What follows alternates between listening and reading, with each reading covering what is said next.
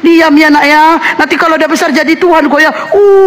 Aduh. Diam ya nak ya. Kalau udah besar jadi Tuhan kok ya. Mimi nak Mimi. Ceritanya. Kalau gini ceritanya udah minum kacamata aja. Mau menghujat. Lahir dari sini. Lahir dari perawan. Gereja tidak pernah takut akan ancaman apapun. Sudah 2000 tahun gereja coba dihancurkan. Dari Kaisar Nero sampai kerajaan Romawi sampai kerajaan Ottoman. Dan semua kerajaan itu sekarang sudah hancur. Gedung gereja bisa hancur. Alkitab bisa dibakar. Pendeta bisa dibunuh. Jemaat bisa dibunuh. Tapi gereja tidak akan pernah bisa hancur. Gereja akan terus bertumbuh dan merajalela. Karena gereja milik Yesus. Mulut kita tidak akan pernah lepas dari pesan kasih Kristus dan pengampunan bagi orang yang menganiaya kita semua. Karena itu yang diajarkan kepada kita, dan itu teladan Yesus Kristus. Karena itu pesan kita sebagai pengikut Yesus bagi mereka yang menganiaya pengikut-pengikut Yesus adalah kami mengasihi Anda, kami mengampuni Anda, karena mereka tidak tahu apa yang mereka perbuat. Itu yang Yesus ajarkan.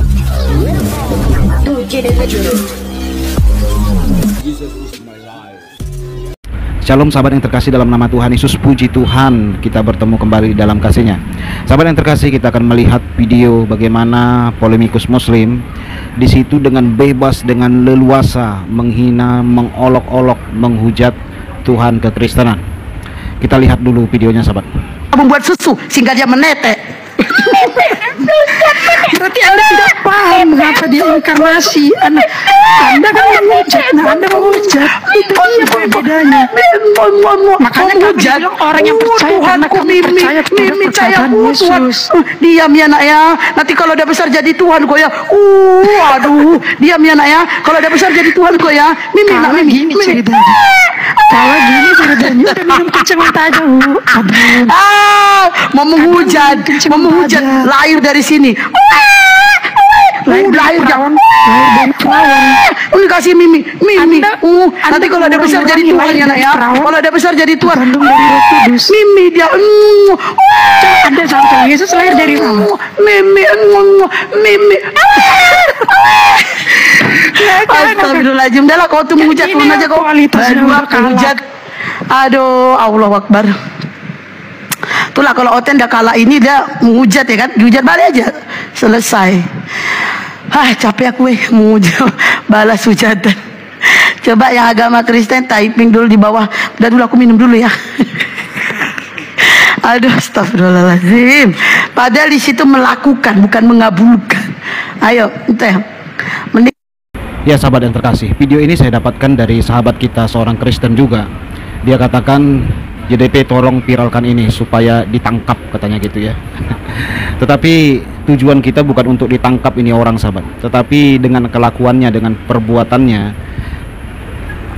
dia menginjili sendiri umatnya. Sudah pasti umat atau teman-teman seimannya sudah malu melihat kelakuan dari seorang wanita berhijab ini sahabat. Olok-olokannya luar biasa. Bagaimana kalau kita melakukan hal yang sama seperti dia? Asumsi liar. Ya mereka ini kita tahu lah, seperti ibu berhijab ini ya. Walaupun dia berhijab, kalau ngomong-ngomong selangkangan, ngomong-ngomong tentang hal-hal sensitif, yang tentang seks gitu, 1000 mulutnya sahabat, bisa ngerocos terus perkataannya itu kalau ngomong-ngomong tentang gitu, tentang hal-hal menghujat. Wah mereka ini jago. Tetapi saya mau sampaikan, jangan kita berharap orang ini bisa diberlakukan hukum yang sama seperti dilakukan kepada kita para Kristober sahabat. Karena kejadian-kejadian begini bukan yang pertama sebenarnya. Penghujatan, pengolok-olokan, asumsi liar yang mereka sampaikan tanpa ada ayat loh ya. Tanpa ada ayat sudah banyak dilakukan oleh mereka-mereka ini. Banyak sekali sahabat.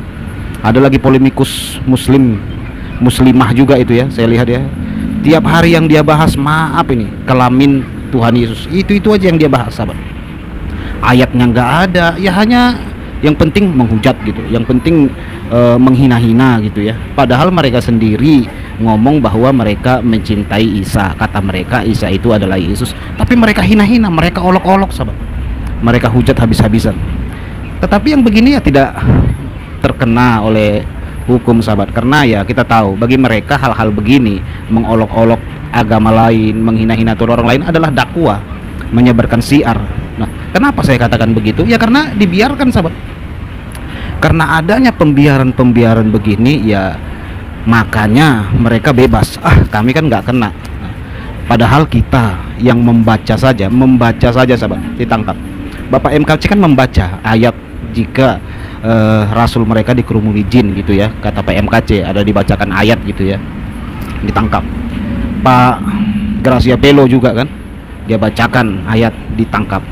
Membaca saja bisa menista loh. Membaca ada ayatnya dibacakan gitu. Wah, kata mereka penistaan, tangkap. Wah, cepat itu sahabat, ditangkap langsung. Ditangkap. Si anak Batak mempertanyakan Tuhan mereka, adakah Tuhan kalian? Tunjukkan Tuhan kalian gitu ya. Nah, ditangkap. Mempertanyakan saja Tuhan mereka ditangkap. Apalagi kalau berasumsi seperti dia ini sahabat, olok-olok, hina-hina gitu ya. Kan mereka nggak tahu bagaimana nubuatan tentang Tuhan Yesus. Dia harus lahir dari rahim seorang wanita suci. Mereka kan nggak tahu sahabat, itu sudah dinubuatkan. Jadi bukan manusia dituhan-tuhankan, tetapi Tuhan yang menjadi manusia, firman itu yang menjadi manusia sesuai dengan Yohanes 1 ayat yang pertama sampai dengan ayat yang ke-14. Jadi jelas, kan nggak mungkin Tuhan Yesus langsung turun ke dunia gitu ya. Nah, firman Bapa itu langsung turun ke dunia, langsung jadi, langsung besar, nggak perlu mengikuti peraturan manusia gitu, langsung hadir, langsung memerintah.